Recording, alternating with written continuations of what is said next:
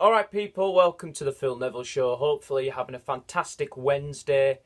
And it is quite bright today, isn't it? Quite a nice day. So I've got my Premier League predictions for the weekend, and I've got some topics we're going to talk about today as well. So Manchester United are close to signing Bruno Fernandez. Well, I don't know if we're close to signing him, but we are in talks with him. Haven't had an update on him yet. I think he's the player we need. We've been looking at him in the summer. Tottenham did sign a Jedson Fernandez from Benfica on an 18-month loan deal, which was a bit of a relief. Obviously, Bruno Fernandez is a player we need. We need a creative midfielder, someone who can score goals, someone who can be that creative spark in the team. And you never know whether Paul Pogba's going to come back into the team, whether he's leaving or not. We don't know. But if he is in the team, Pogba, Fernandez, possibly Fred as well, because I think Fred's improved a lot, personally, in my opinion. I think those three could be quite sensational. That is my opinion on it. And I think, we could, maybe we might not get the best out of him if he does sign initially. Might not perform straight away in the Liverpool game at the weekend. Hopefully he does, and maybe we can get something out of that game. But I think he will be an excellent signing for Manchester United, and exactly the player that we need. And I think he would suit the front three as well, whether that's Martial, Rashford and James, or Martial, Rashford and Greenwood. Whoever that front three appears to be. And there's been maybe I think we need to sort out defensively a little bit, maybe some new fullbacks in the team. Maybe Brandon Williams could be a first team starter from now on, and maybe we could have a new right back or something like that. Oh no, we don't need a new right back. We've got Aaron Wan-Bissaka, but still, like Luke Shaw, Ashley Young. Look at those players. I mean, Ashley Young looks like he's going to be leaving in the summer to Inter Milan, and Luke Shaw, he can't play. He can't do it anymore. I mean, he had potential. I think that leg break injury really cost him his career. It's really changed his career in many kind of ways. So it's a big disappointment. So we don't need a new right back, really. I don't know why I said that, but to be briefly honest, I think we do need possibly a new left back as well. We can't just be relying on Brandon Williams. I don't think Luke Shaw is good enough for the team anymore. And I've heard Leicester considering Shaw as a replacement for Chilwell. So I don't know, maybe there could be a swap deal there. That would be quite interesting. Gedson Fernandez signing for Tottenham, obviously I pointed that out on an 18. I don't know a lot about him. I might look at some videos on him later on. Is it the end for Eddie Howe at Bournemouth now? Bournemouth suffered a 3-0 home loss to relegation rivals Watford at the weekend. Bournemouth love Eddie Howe. He has done so much for that football club. It is unreal.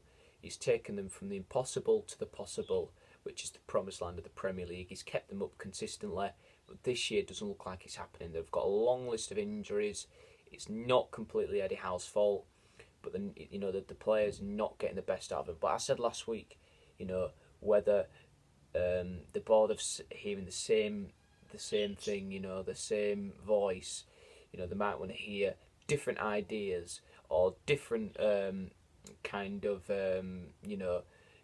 different kind of way of getting results. And I think they're playing an attractive style of football under Eddie Howe. He's been linked with the clubs like Everton and West Ham. And he loves Bournemouth. He loves Bournemouth so much, but this fairy tale ending. I don't think it's going to last very long. They've got Norwich City at the bottom of the Premier League this weekend, and we absolutely demolished them last week at Old Trafford. And I think if Bournemouth lose that game, I think maybe they might have to make a change, because possibly, I don't think he has lost the dressing room, but he doesn't look that kind of guy. But still, I think they might consider making a change if they want to stay in the Premier League. I've got nothing against Eddie Howe. I've got nothing against him as a person, but I think maybe there might be time for a change. Could possibly be the same for Sean Dyche and Burnley, because they're in a bit of trouble as well. But I don't think they would sack Sean Dyche, to be honest. The next thing is the Nigel Pearson turnaround. What a turnaround. I don't know how many games he's been in charge of, Nigel Pearson at Watford, but since taking over Quique Sanchez-Flores, Watford had I think it was 9 points when he took over, and now they're out of the bottom three. It's amazing. They beat Man United, unfortunately. They got some good results. They drew at Sheffield United. They beat Wolves. I think I missed out a game as well. But they just keep winning, and the confidence is growing. He's done the same at Leicester. And he's getting the best out of these players at the moment, like Decore and Deeney and De La Feu. He's doing great things at the moment at Watford, and I think they've got Spurs this weekend live on BT Sport, lunchtime kickoff. I'll be watching that game. It's one of the games I'm working on this weekend. It's going to be quite interesting to see how the two teams get on. I think Watford are definitely, are no pushovers anymore. Watford drew with Spurs at the Tottenham Hotspur Stadium back in October. It ended in a 1-1 draw, and Quique Sanchez-Flores was manager at the time. So again, it's rather I think it's going to be quite tough for Jose Mourinho and Tottenham this weekend, and I think he might make a debut this week. We'll see. Next, we're going to talk about Danny Ings for England. Now, Danny Ings is in absolute hot form. He has scored 16 goals in the Premier League in all competitions this season. He is in absolute fire at the moment. Such a pivotal player. Obviously he did well at Burnley, then he got his move to Liverpool. Injuries cost him. He's come back, and I think he deserves a chance to play for the country. I think he has been absolutely brilliant. His pace, his goal scoring, his technique. He's on absolute fire at the moment. And there's, it looks difficult to stop Ings at the moment, and I really do think Gareth Southgate should go to Southampton games and consider him as a possible player in the England squad. Lacazette to Atletico Madrid. Well, Atletico Madrid want to sign Edinson Cavani, but if they can't, they're going to move for Arsenal's Lacazette, which will be a bit of a disaster. There's rumours Aubameyang might be leaving, and if he leaves this transfer window, who have Arsenal got to play up front? That's going to be difficult, isn't it? Who they're going to play up front. I mean, unless Arsenal block or any move for him, I don't think he will go to Atletico Madrid. But still, I think Arsenal fans will be worried if that was the case. Is this the end for Christian Eriksen? Well, Christian Eriksen hasn't performed well enough at all. He used to be this absolutely dynamite midfielder, scoring great free kicks, being an absolute maestro in the midfield for Spurs, but he's just not doing it. Even under Jose Mourinho, he hasn't managed to change things like he's managed to change Dele Alli. And I think Eriksen's just not performing well enough. His passing's woeful.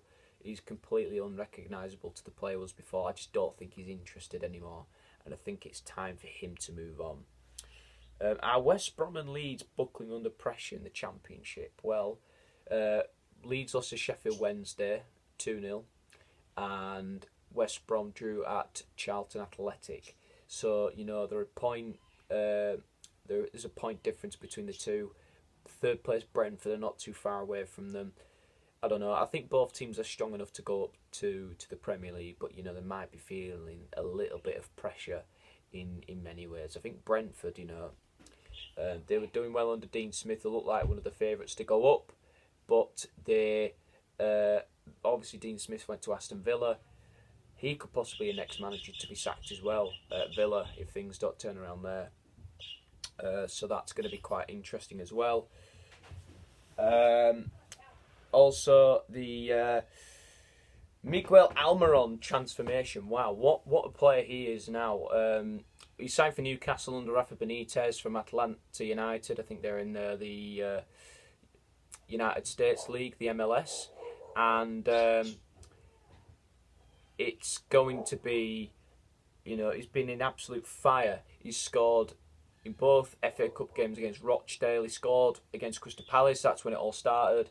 He just keeps scoring goals. He scored against Wolves. I'm like, who is this player? The player that couldn't score for almost the whole year after signing in January, and now he's on fire. So, it's good. You might be thinking, in life, you might be thinking, I can't score a goal for my life. I can't get a girlfriend for my life. And then just somehow, all good things come at once. So, yeah, you've got to have that hope as well. You've got to keep that ambition going, and I'm gonna, try to do that in different ways in life and all. Who will Phil train for today? Phil Neville will be training for Coventry City. He is obviously Cardiff and Swansea was the decider. Both teams let me down. Disappointing 0-0 draw, but he's going to be training for Coventry today. I'll see you all soon. I'll do my Premier League predictions in the next video.